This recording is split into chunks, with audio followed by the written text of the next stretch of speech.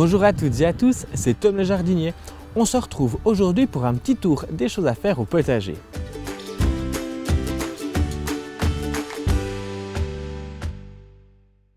Je profite vraiment de chaque rayon de soleil qu'il y a au mois de février pour faire le plus de choses au jardin. Après mars, avril, mai, juin, juillet, je suis généralement débordé. Donc là, je profite de faire les choses un petit peu calmement. Il y a pas mal de désherbage à faire, mais il y a 3 choses que je voulais vous montrer aujourd'hui en vidéo. On va donc semer les fèves, planter l'aérose et on va même terminer par faire germer nos pommes de terre. Mais avant de se mettre au jardinage, je t'invite à t'abonner à ma chaîne et activer la petite cloche pour suivre tous les épisodes de mes aventures au potager. Pour les fèves, en premier, j'ai commencé par enlever le paillage il y a quelques jours pour que la terre commence gentiment à se réchauffer.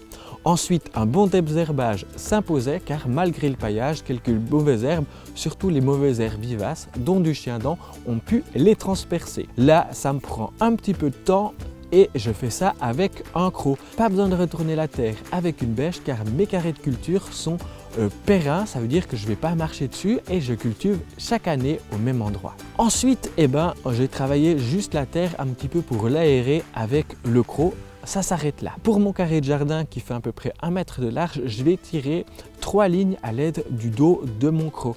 Comme ça, je pourrai semer plus ou moins droit. Il faudra enfoncer les graines pas trop profond, 3 à 4 cm pas plus, et je vais espacer mes graines aussi à peu près à 4-5 cm de distance. Je vais bien les reboucher.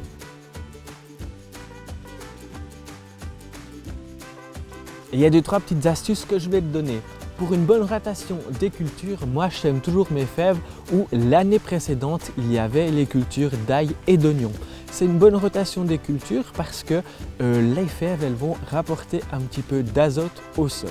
Les fèves vont donner aussi pas mal de feuillage et là je pourrais l'utiliser aussi pour le paillage une fois qu'elles seront finies, prêtes à être récoltées au mois de juillet. On peut lire aussi qu'il faut faire tremper ces graines de fèves. Alors là, je ne les ai pas fait, mais on peut le faire. Moi, je le fais au 2e semis quand je le fais un petit peu plus tard dans la saison, mois de mars. Ça facilitera grandement la germination, mais là, mon sol est encore bien humide. J'en ai fini avec mes fèves, maintenant place à l'aérose. L'aérose se plante maintenant, février, c'est la bonne période. Mars pour les régions un petit peu moins clémentes. Fin mars, début avril, moi je vais planter les oignons et les échalotes pour vous donner un petit peu une indication de mon climat. Pour ce faire, comme les fèves, j'ai commencé par enlever le paillage et désherber. Là, j'accélère parce que désherber, vous savez faire. Ensuite, je vais décompacter mes têtes d'ail pour en sortir que les gousses. On devrait normalement planter que les grosses gousses. Moi, je les plante toutes parce que même les plus petites, on le verra au cours de la saison. Je vais plutôt les utiliser pour le feuillage, c'est très aromatique pour une salade par exemple ou pour griller une viande, etc. Ensuite, je vais tracer mes sillons cette fois dans le sens de la largeur parce que je ne vais pas remplir toute ma plate-bande. Je pense que 1 mètre carré devrait suffire. Je fais 4, 5, 6 lignes, on verra.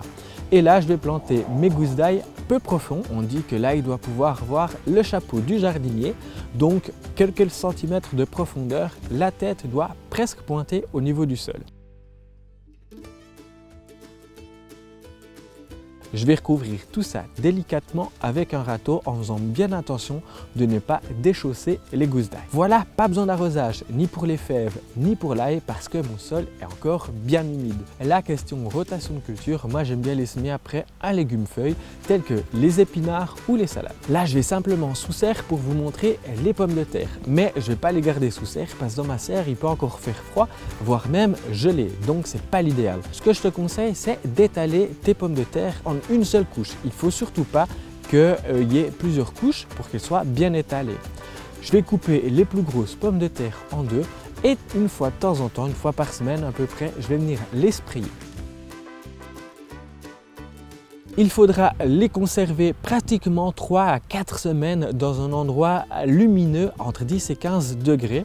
Une cave lumineuse par exemple, ça peut faire le job. L'idée c'est que les germes vont pointer et on pourra avoir des pommes de terre un petit peu précoces. Celles-là, elles seront peut-être plantées même légèrement avant la floraison du lilas, mais elles seront protégées par un voile de protection pour avoir de meilleures récoltes et surtout pour éviter qu'il y aurait une petite gelée blanche par-dessus. Voilà, si vous avez la moindre question, n'hésitez pas à les poser en commentaire. On se retrouve tout bientôt pour la suite de mes aventures au potager. Ciao, jeune pousse!